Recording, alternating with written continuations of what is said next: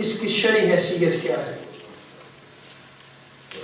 میں نے آپ کے سامنے جو آیت کریمہ تلاوت کرنے کا شرف حاصل کیا ہے، یہ سورہ یونس کی ورس 57 ہے، جس میں رب تعالیٰ نے ارشاد فرمایا ہے، لوگوں تمہارے پاس تمہارے رب کی طرف سے ایک عظیم نصیحت آ گئی، اور وہ نصیحت قرآن پاک ہے۔ آگے رب تعالیٰ کیا فرماتا ہے، اور دلوں کی بیماریوں کی شفا آ گئی، اور وہ مومنین کے لیے ہدایت اور رحمت ہے۔ اس آیت کریمہ میں اللہ تبارک و تعالیٰ نے قرآن مجید کی 4 صفات کو بیان کیا ہے۔ پہلی صفت کہ قرآن مجید اللہ تبارک و تعالیٰ کی طرف سے نصیحت ہے۔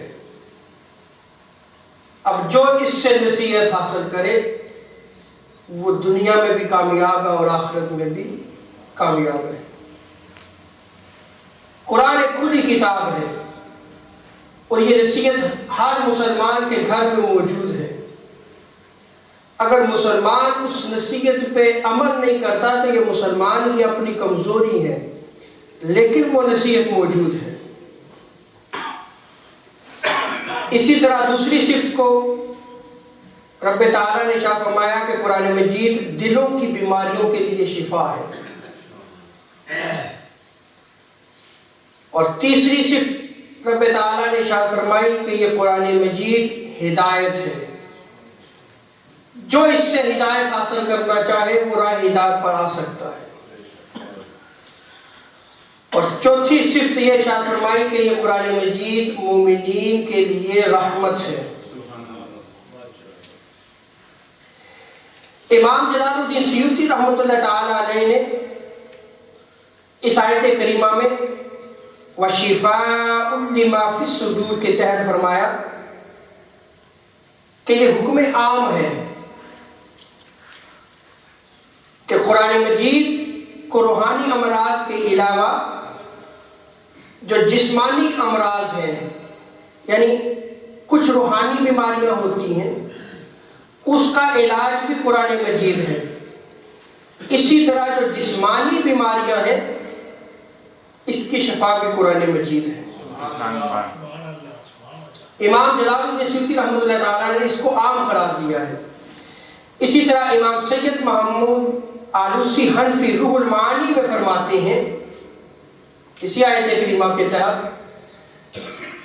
کہ بعض دل کی بیماریوں سے جسمانی بیماریاں جو ہیں وہ پیدا ہوتی ہیں، کیونکہ ہم دیکھتے ہیں کہ حسد اور کینہ دل کی بیماری ہے۔ حسد اور کینہ یہ دل کی بیماری ہے، اور اس سے بعض جسمانی بیماریاں بھی ہو جاتی ہیں۔